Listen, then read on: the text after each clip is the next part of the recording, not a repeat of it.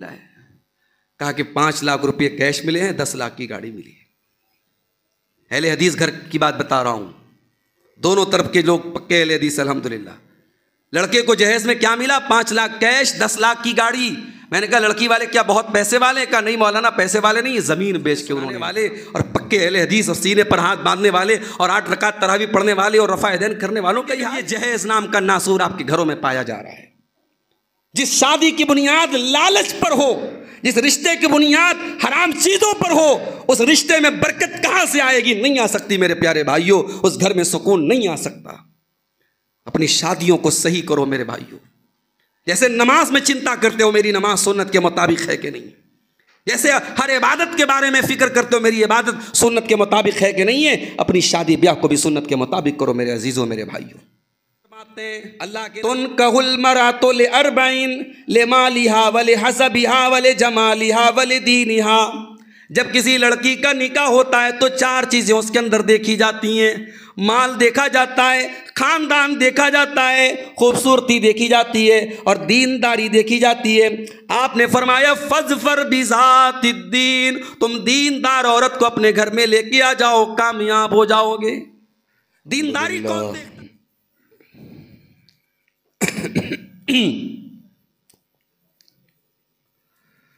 नहमदुहु व नस्तईनुहु व नस्तगफिरुहु व नऊज़ु बिल्लाहि मिन शुरूरि अनफुसिना व मिन सय्यिआति अअमालिना।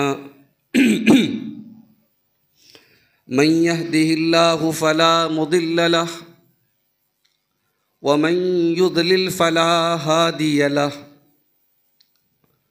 व अशहदु अल्ला इलाहा इल्लल्लाहु वहदहु ला शरीक लहु व अशहदु अन्न मुहम्मदन अब्दुहु व रसूलुहु।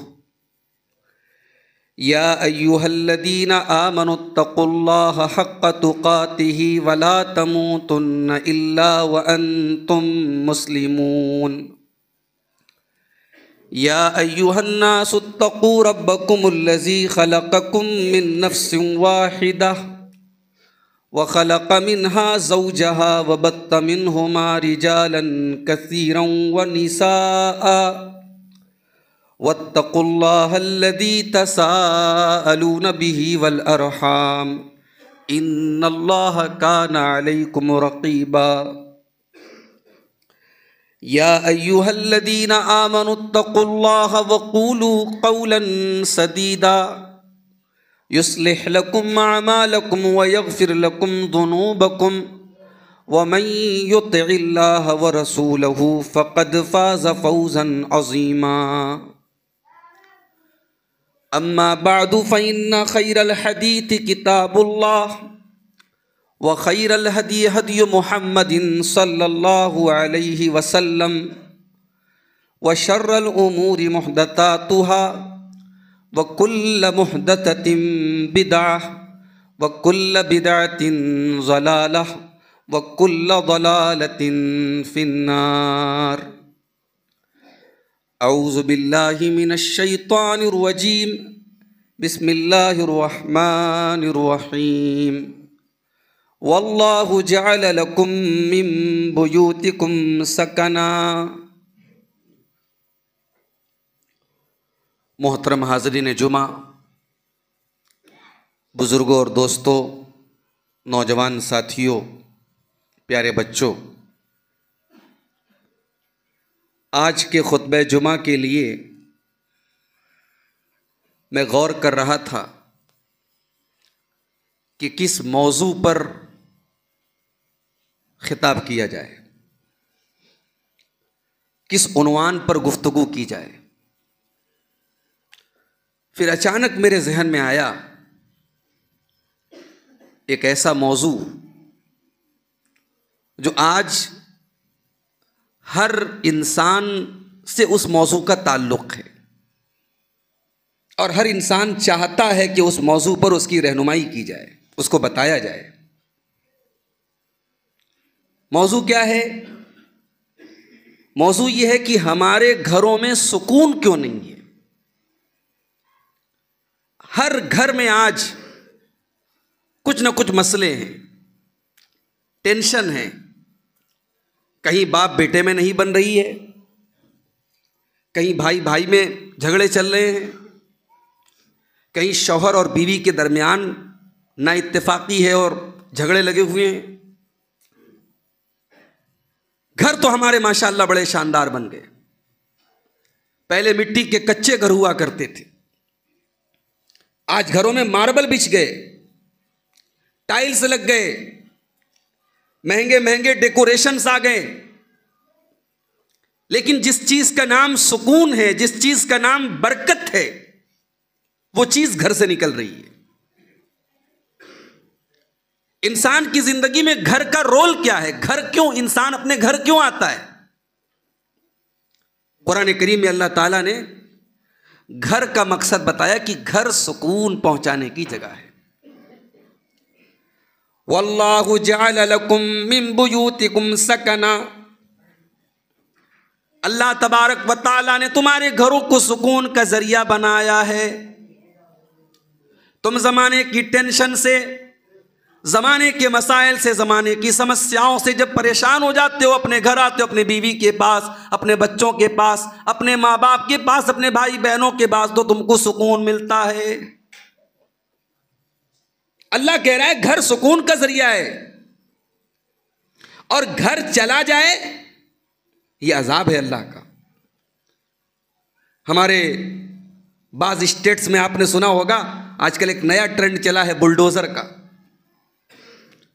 किसी के ऊपर कोई इल्जाम लगा, अभी जुर्म साबित भी नहीं हुआ है, सिर्फ इल्जाम लगा कि हाँ इसने ये काम किया, फटाफट फटाफट बुलडोजर चलता है और इंसान की गाढ़ी कमाई पल भर में खत्म हो जाती है। ये सजा देने का नया तरीका निकला हमारे मुल्क में। ये इसराइल से ये तरीका आया है, ये यहूदियों का खबीस तरीका है। भाई ये कौन सा इंसाफ है, ये कौन सा जस्टिस है, ये कौन सा न्याय है कि जुर्म अगर किसी एक इंसान ने किया है, अभी इस बहस को छोड़ दीजिए कि उसने जुर्म किया भी है कि नहीं किया है। 1993 के एक केस में कल अदालत ने एक साहब को बरी किया है। आज 2024 चल रहा है, 93 से 2003, 2003 से 2013, 2013 से 2023, 24, 31 साल का टाइम गुजर गया। 31 ईयर्स, 31 साल अपनी पूरी जवानी एक शख्स ने जेल की काल कोठरी में गुजार दी, और जज साहब कहते साहब सबूत नहीं मिला इनके खिलाफ, इनको बरी किया जाता है। उस इंसान की जिंदगी के 31 साल दुनिया की कोई अदालत लौटा पाएगी? उसके बच्चों पर जो दाग लगा होगा कि इसका बाप मुजरिम है, इसके बाप को सजा हुई है, उसके बच्चों को वो इज्जत, उसके घर वालों को वो इज्जत कौन ला के देगा? हम मुसलमान इस मुल्क की न्याय व्यवस्था पर, इस मुल्क के जुडिशरी सिस्टम पर हम यकीन रखते हैं। हमने कभी भी इस मुल्क की अदालतों को गाली नहीं दी है, हमने इस मुल्क के कभी इंसाफ पर कानून नहीं उठाया है, मगर इंसाफ इंसाफ की तरह होना चाहिए मेरे भाइयों। अभी इस बहस को जाने दीजिए कि एक इंसान ने अगर उसके ऊपर कोई इल्जाम लगा है तो वो इल्जाम सही है कि गलत है, ये एक अलग बहस है। जुर्म एक इंसान का है, उसके बच्चों का क्या कसूर है, उसकी बीवी की क्या गलती है, उसकी मां की क्या गलती है? आपने सबको लाके सड़क पे खड़ा कर दिया और कहते साहब ये इंसाफ है। ये सोचने की बात है मेरे भाइयों। 1400 साल पहले मदीना के अंदर यहूदियों का एक कबीला रहता था। उस कबीले ने मुसलमानों के साथ गद्दारी की, जंग का मौका आया मुसलमानों के दुश्मनों का सपोर्ट किया, जबकि उन्होंने एग्रीमेंट किया था अल्लाह के नबी के साथ कि जब भी मदीना पर हमला होगा हम मुसलमानों का सपोर्ट करेंगे, मुसलमानों की मदद करेंगे। उन्होंने इस एग्रीमेंट को तोड़ दिया, गद्दारी की, और गद्दारी की सजाए मौत है। अल्लाह के नबी ने हुक्म दिया कि इनको इनके घरों से निकाल दिया जाए। यहूदियों को उनके घर से निकाल दिया गया कि चलो अब यहां से तुमने हमारे साथ गद्दारी की, हमारी जान के लाले पड़ गए, तुम निकलो यहां से। जब यहूदी निकलने लगे तो कुरान ने इसको अल्लाह का अजाब करार दिया है। कुरान का 28वां पारा उठाइए। हुवल्लज़ी अखरजल्लज़ीना कफ़रू मिन अहलिल किताब मिन दियारिहिम लिअव्वलिल हश्र। अल्लाह की ज़ात है जिसने इन अहले किताब के काफिरों को, इन यहूदियों के, इनके घरों से निकाला। और ऐ मुसलमानों, तुम ये समझते नहीं थे कि कभी अपने किलों से, अपने महलों से ये निकल करके जा सकते हैं, लेकिन आज अल्लाह ताला ने ऐसे हालात पैदा कर दिए, इनको अपने घरों से निकलना पड़ रहा है। और जब वो यहूदी अपने घरों से निकलने लगे, अपने दरवाज़ों को तोड़ करके जाने लगे, अपनी खिड़कियों को तोड़ करके जाने लगे, अपने घर का सारा सामान लेकर के जाने लगे, जिस घर को उन्होंने बड़े मुश्किल से बनाया था, आज उस घर को तोड़ के जाने लगे। अल्लाह फरमाता है युखरिबून बुयूतहुम बिअयदीहिम व अयदिल मुमिनीन। मेरे बंदो, ज़रा देखो हमारा अजाब कैसे आता है। जब हमारा अजाब आता है तो जिस घर को इंसान बड़ी मेहनत से सजोता है, संवारता है, बनाता है, उसी घर को अपने हाथों से बिगाड़ के जा रहा है। युखरिबून बुयूतहुम बिअयदीहिम, अपने घरों को तोड़ करके, बर्बाद करके यहूदी जा रहे हैं। तो घर मेरे भाई हमारी जिंदगी में बड़ा अहम रोल अदा करता है। घर में हमें सुकून मिलता है। इंसान दुनिया के किसी कोने में चला जाए, लेकिन उसको जो सुकून अपने घर के चार दीवारी के अंदर मिलता है वो कहीं नहीं मिलता है। वो 5 स्टार होटल में जाके रहने लगे, वो दुबई और सऊदी जैसे शहरों में जाकर के रहने लगे, लेकिन उसे अपनी माँ के हाथों की रोटी, अपने बच्चों की मुस्कुराहट, अपनी बीवी का प्यार भरा लहजा, अपने घर का के रिश्तों की मिठास वो हमेशा याद आती है मेरे भाई। तो आज सवाल ये कि हमारे घरों में ये सुकून क्यों नहीं है, इस पर आज हम जुमा के खुतबे में मुख्तसर वक्त में आज हम रोशनी डालेंगे। देखो भाई, घर की बुनियाद किस चीज पर है, पहले आप ये समझ लो। आपने घर बनाया, किस पैसे से आपने बनाया? कहीं ऐसा तो नहीं कि किसी का हक मार के आपने घर बनाया? कहीं ऐसा तो नहीं कि उस घर की बुनियादों में किसी मजलूम की बद्दुआ है, किसी मजबूर की आह है, किसी की आंसू है उसकी बुनियाद में? अगर ऐसा है, उस घर में कभी सुकून नहीं आ सकता। ना आपको सुकून मिलेगा, ना आने वाली नस्लों को सुकून मिलेगा। अल्लाह ने फरमाया सूरह तौबा के अंदर, अफमन अस्सस बुनियानहु अला तक़वा मिनल्लाहि व रिज़वान खैरुन अम्मन अस्सस बुनियानहु अला नारिन फनहार अला शफ़ा जुरफिन हारिन फनहार बिही फी नारी जहन्नम। अल्लाह ने फरमाया कि 2 किस्म के घर होते हैं। एक घर की बुनियाद अल्लाह ताला के तकवा पर होती है, अल्लाह की रज़ा पर होती है। इंसान उस घर को बनाता है, अल्लाह का तकवा उसके दिल में होता है, अल्लाह का डर उसके दिल में होता है। और दूसरा घर ऐसा होता है जो जहन्नम की आग के बुनियाद पर खड़ा होता है, जो जहन्नम के गड्ढे के किनारे पर खड़ा होता है। ऐ मेरे बंदो, बताओ कि दोनों में से कौन सा घर अच्छा है? वल्लाहु ला यहदिल कौमज़ ज़ालिमीन, अल्लाह जालिमों को कभी हिदायत नहीं देता। ये पहला काम करना है मेरे भाई। घर की बुनियाद सही रखो।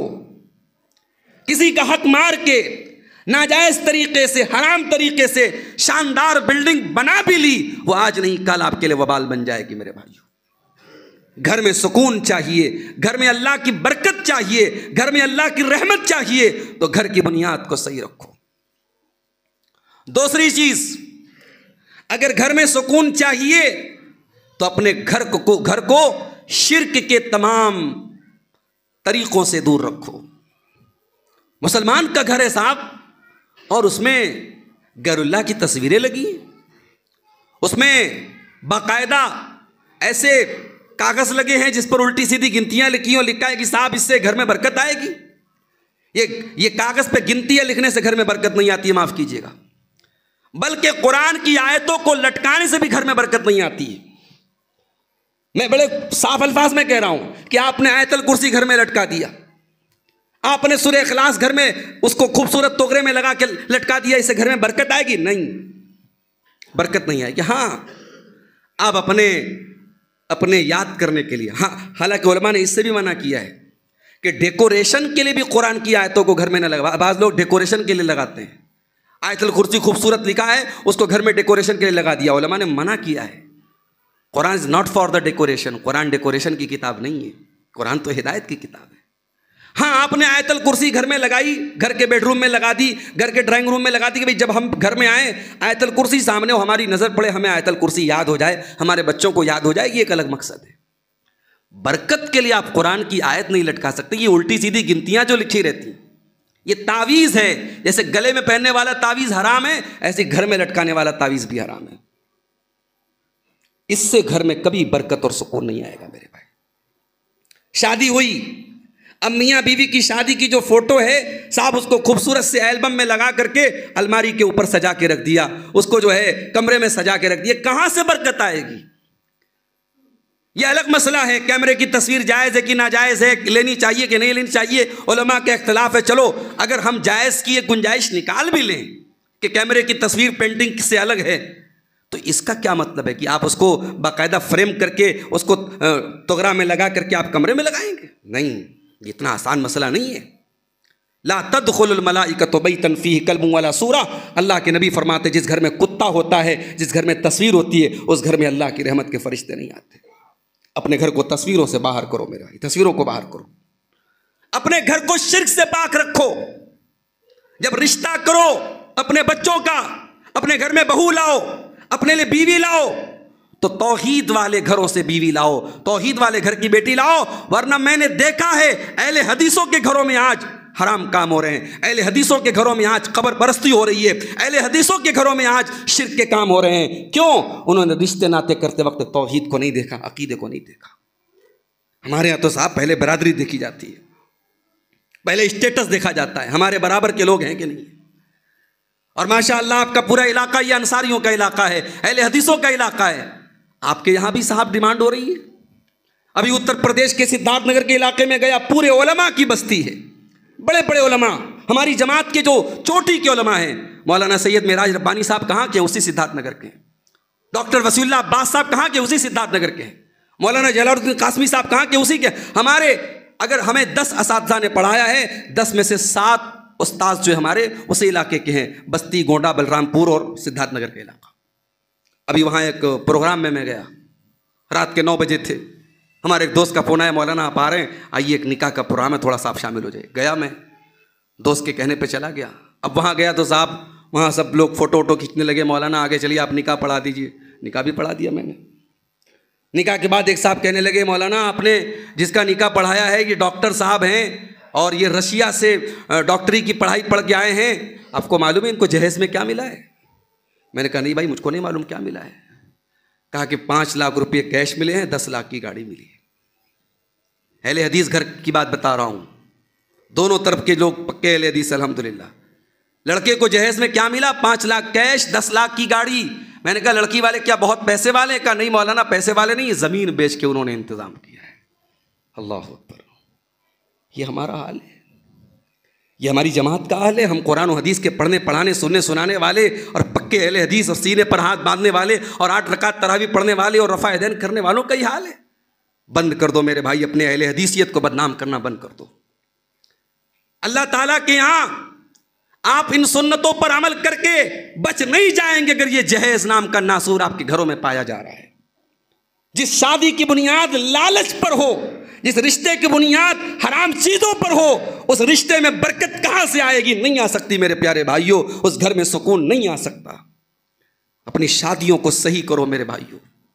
जैसे नमाज में चिंता करते हो मेरी नमाज सुन्नत के मुताबिक है कि नहीं, जैसे हर इबादत के बारे में फिक्र करते हो मेरी इबादत सुन्नत के मुताबिक है कि नहीं है, अपनी शादी ब्याह को भी सुन्नत के मुताबिक करो मेरे अजीजों मेरे भाइयों। अल्लाह के नबी फरमाते हैं तुन कहल मरातो ले अरबाइन ले मालिहा वले हसबिहा वले जमालिहा वले दीनिहा। जब किसी लड़की का निकाह होता है तो 4 चीज़ें उसके अंदर देखी जाती हैं। माल देखा जाता है, खानदान देखा जाता है, खूबसूरती देखी जाती है और दीनदारी देखी जाती है। आपने फरमाया फज़फर बिज़ातिद्दीन, तुम दीनदार औरत को अपने घर में लेके आ जाओ, कामयाब हो जाओगे। दीनदारी कौन देखता है भाई? कितने लोगों को मैंने देखा, रिश्ता देखने गए, लड़की अच्छी है, पढ़ी लिखी है, आलिमा है, दीनदार है, सब कुछ है। घर आके औरतों का कमेंट होता है कि साहब लड़की बहुत अच्छी है लेकिन घर बहुत छोटा है, घर वाले ज़्यादा मजबूत नहीं है, ज़्यादा कुछ मिलेगा नहीं। ये सोच है हमारी। ये सोच, अगर ये सोच करके आप रिश्ता कर रहे हैं, माफ़ कीजिएगा, उस घर में सुकून नहीं आ सकता, उस घर में अल्लाह की रहमत नहीं आ सकती। घर में सुकून चाहिए तो घर वाली नेक होना बहुत ज़रूरी है मेरे भाई। घर में हम और आप बहुत कम टाइम गुजारते हैं। हमारी औरतें, हमारे घरों की जो औरतें होती हैं उनका ज़्यादा टाइम घर में गुजरता है। अगर औरत दीनदार हो, औरत नेक हो, औरत नमाजी हो, औरत पर्देदार हो, औरत दीन से मोहब्बत करने वाली हो, उस घर का क्या कहना, उस घर में सुकून ही सुकून होगा, उस घर में रहमत ही रहमत होगी। अपने घरों के अंदर अगर सुकून लाना है, दीनदार औरत को बीवी बना के लाओ, दीनदार औरत को बहू बना के लाओ। और इसका उल्टा भी है, अपनी लड़कियों को झोंक मत दो, किसी शराबी के हवाले मत कर दो। जिस बेटी को बचपन से लेकर जवानी तक पाला है, इसका हर शौक और अरमान पूरा किया, आज किसी शराबी, किसी जानी, किसी बदकार, किसी हरामखोर के हवाले कर रहे हो। और बाज़ लोग कहते साहब हमारी बिटिया सुधार लेगी। क्या गारंटी है इस बात की आपकी बिटिया सुधार लेगी? ये भी तो हो सकता है कि वो ना सुधार पाए और वो शराबी कल आपकी बेटी को भी शराबी बना दे, आपकी बेटी पर जुल्म सितम करे। इन फूल सी बच्चियों को मेरे भाई, इनको जहन्नम की आग में मत झोंको मेरे भाई। जिन बच्चियों से तुम मोहब्बत करते हो, जिन बेटियों से प्यार करते हो, बच्चियां हॉस्टल में रहती है, माँ बाप को चिंता रहती है, मेरी बेटी क्या खा रही है, मेरी बेटी कैसे सो रही है। हर हफ्ते बाप जाता है बेटी से मिलने के लिए, बेटी की हाल चाल लेता है, बेटी को नए कपड़े ला के देता है। उस बेटी को किसी गलत आदमी के हवाले मत करो मेरे भाई। दीनदार दामाद को अपनी बेटी दो। अल्लाह के नबी फरमाते हैं, इज़ा खतब इलैकुम मिम्मन तर्ज़ौन दीनहु व खुल्क़हु, जब तुम्हारी बेटियों के लिए ऐसा रिश्ता है, लड़का दीनदार है, लड़का अच्छे अखलाक वाला है, फज़व्विजूहु, तो घर बार देख करके, उसकी कमाई कुछ कम है ये देख करके रिश्ते को ठुकरा मत दो, बल्कि निकाह कर दो। दीनदारी को देख करके निकाह कर दो। अगर तुमने ऐसा नहीं किया, तकुन फितनतुन फिल अर्दि व फसादुन अरीज़, तो जमीन में बहुत बड़ा फितना फैल जाएगा और बहुत बड़ा फसाद फैल जाएगा। तो दामाद भी आपका दीनदार हो और आपकी बहू भी दीनदार हो, तब जाकर के घर में सुकून आएगा। घर में अगर सुकून चाहिए, मियाँ बीवी एक दूसरे की ज़रूरतों को समझे। बाज़ औरतों को देखा गया साहब बड़ी नेक हैं, आपके इलाके में कहीं भी जलसा है, नीमा में है, लालमटिया में है, केदुआ में कहीं भी जलसा है, माशाअल्लाह लड़के पड़कों को ले करके नकाब पहन करके निकल गई जलसे में। बहुत शौकीन है माशाअल्लाह, उलमा की तकरीर बड़े गौर से सुनती हैं, मोबाइल पर भरी है उनकी तकरीरें, बहुत अच्छी बात है। सुबह बैठ करके कुरान पढ़ती है, बहुत अच्छी बात है। 5 टाइम की नमाज की पाबंद है, बहुत अच्छी बात है। साहब शौहर के साथ सलूक कैसा है? शौहर से कभी ढंग से मोहब्बत से बात भी नहीं करती। सारी दीनदारी तकरीर सुनने पर है, सारी दीनदारी नमाज पढ़ने पर है, सारी दीनदारी कुरान पढ़ने पर है, शौहर से कभी मोहब्बत के 2 बोल नहीं बोलती। कान खोल करके सुन ले, ऐसी औरतें जन्नत में नहीं जा सकती हैं।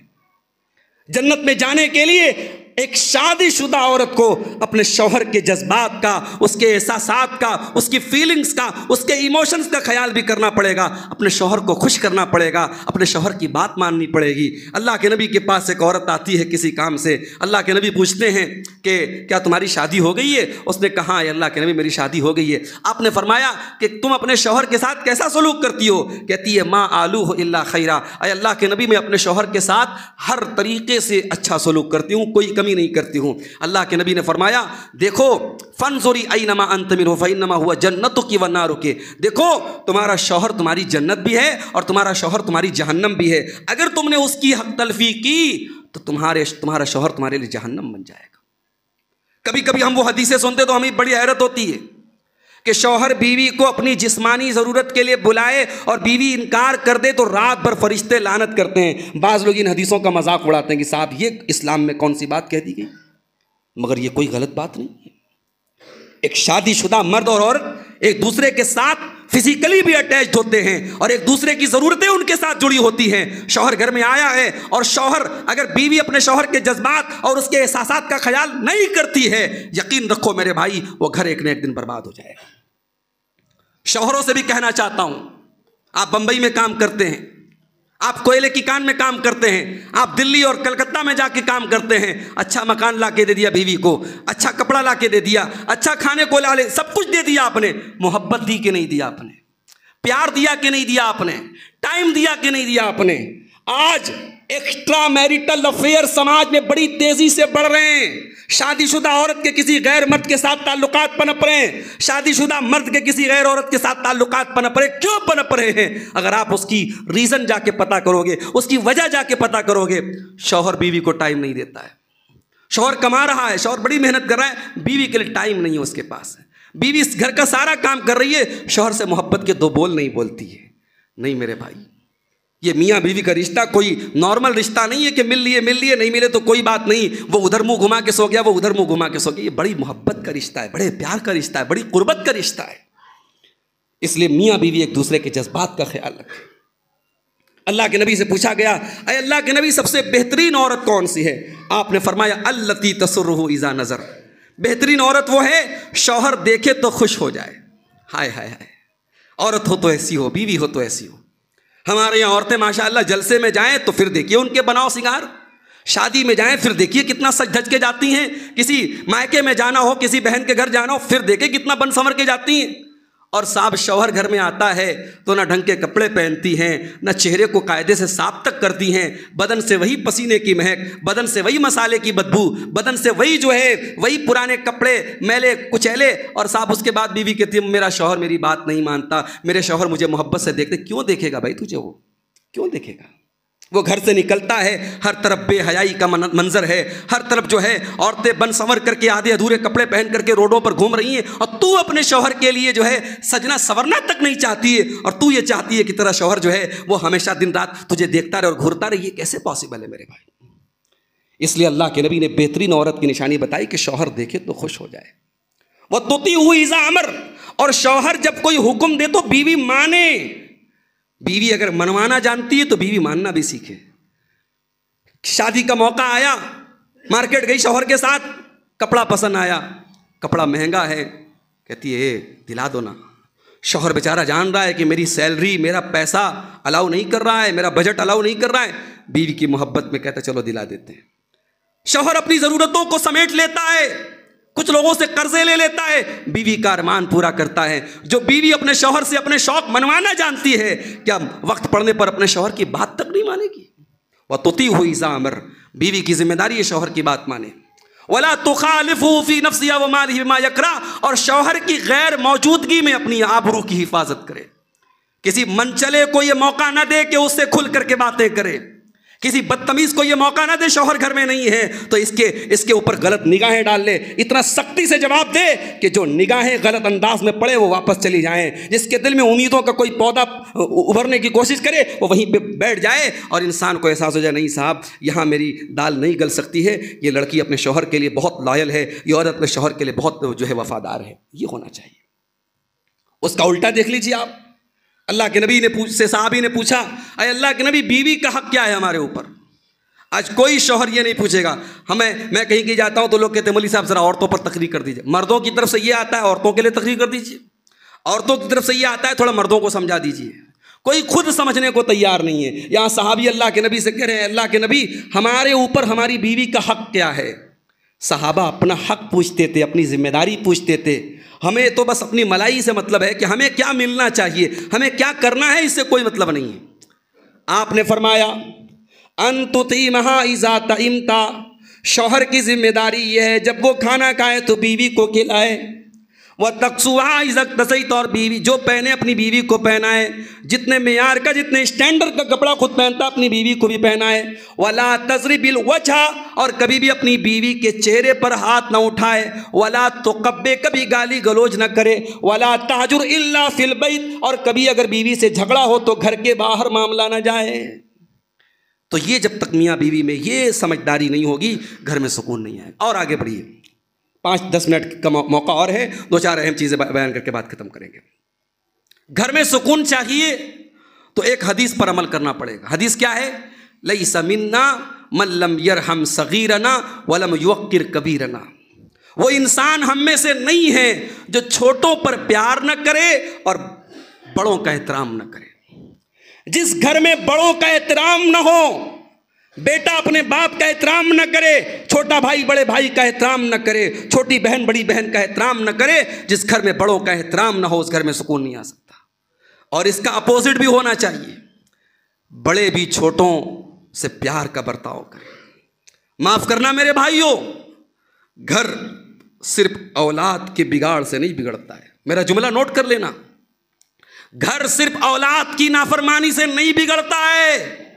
बहुत सारे घर माँ बाप की जिद से बिगड़ते हैं, माँ बाप की हठधर्मी से बिगड़ते हैं, माँ बाप की डिक्टेटरशिप से बिगड़ते हैं।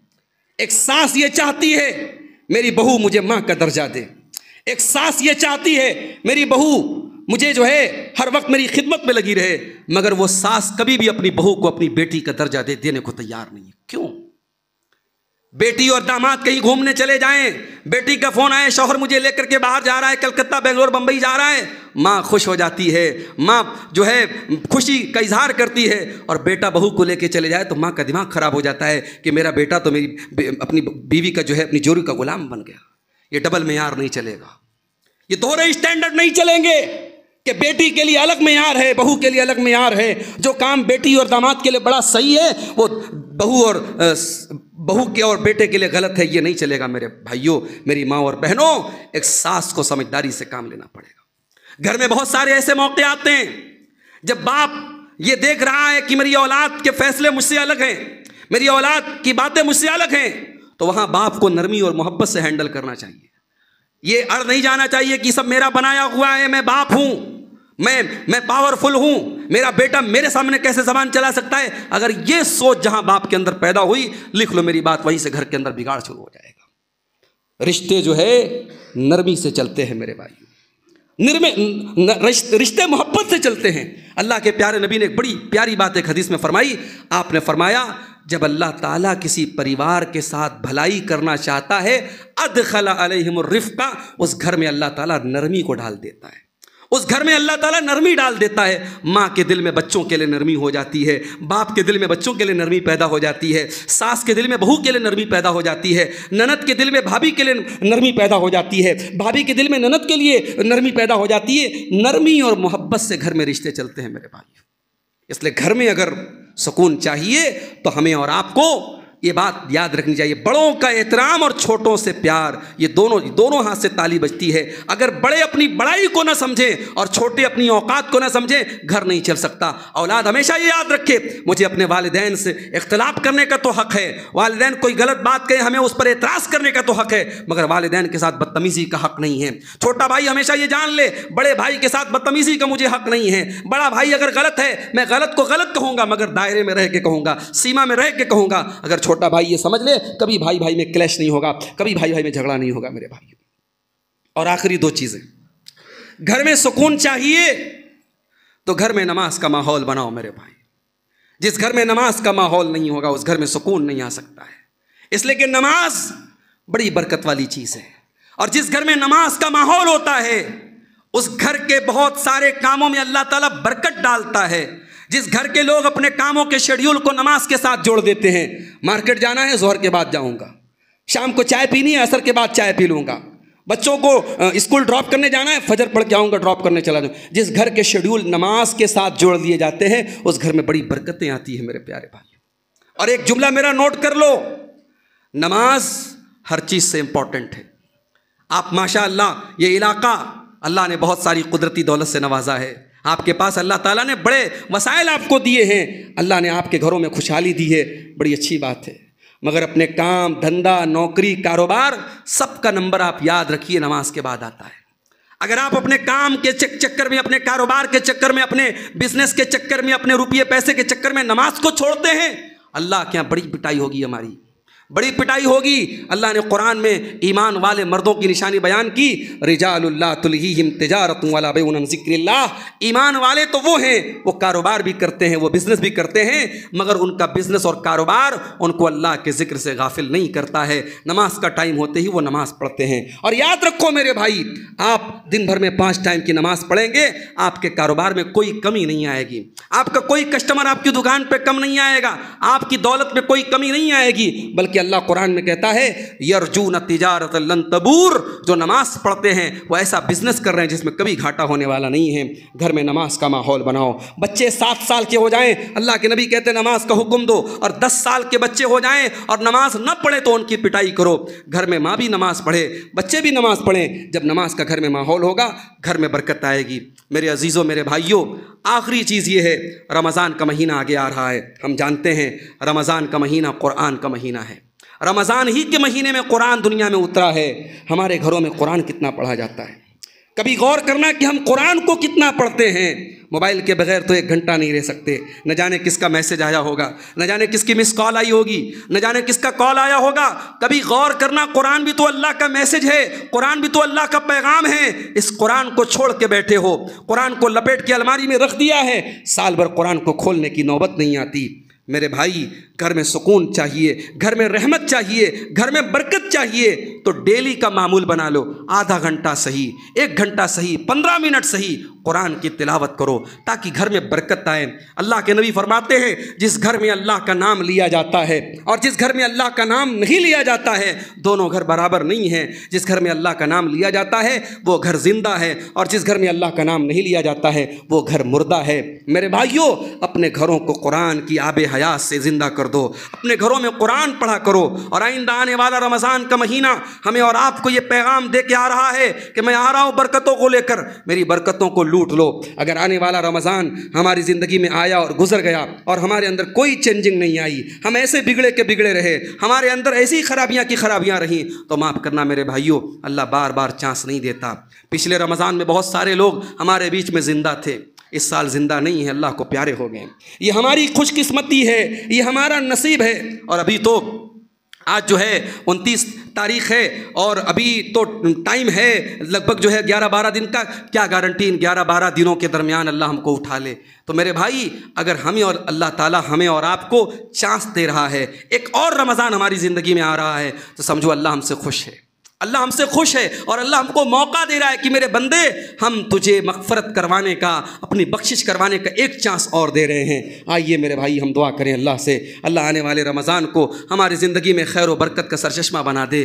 अल्लाह हमारे घरों में सुकून पैदा फरमा दे, हमारे रिश्तों में मोहब्बत पैदा फरमा दे। घरों में जो झगड़े हैं, घरों में जो ना चाकी है, गाँव में जो ना इत्तेफाकी है और अवाम के दरमियान में जो दिलों में दूरी है, अल्लाह ताला उनको इख्तिलाफ़ात को ख़त्म करके हमारे दिलों में इत्तेहाद पैदा फरमा दे। रब्बुल आलमीन एक दूसरे के ख़िलाफ़ जो शिकवे और शिकायतें हैं, जो दिलों में बुग़्ज़ और अदावत है, उसको ख़त्म करके मिलजुल करके सीसा पिलाई हुई दीवार बन करके अल्लाह अपने दीन का काम करने की हम सबको तौफ़ीक़ अता फ़रमाए। अल्लाह हमें अपने उलमा की क़द्र करने की तौफ़ीक़ दे। अल्लाह ताला हमें अपने उलमा की ज़रूरतों का ख्याल करने की तौफ़ीक़ दे। रब्बुल आलमीन हमारे माल में बरकत दे। जो हमें बीमार है अल्लाह उनको शिफा अता फ़रमाए, जो रोज़ी रोटी से परेशान है अल्लाह उनके कारोबार में बरकत नसीब फ़रमाए। अल्लाह हमारे मुल्क की हिफाजत फ़रमाए, अल्लाह हमारे मुल्क को ज़ालिमों के जुल्म से बचा ले, अल्लाह शरीरों के शर से हमारे मुल्क की हिफाजत फ़रमाए। जब तक हम दुनिया में ज़िंदा रहें, इस्लाम पर ज़िंदा रहें और हम सबका खात्मा ईमान पर हो। आमीन।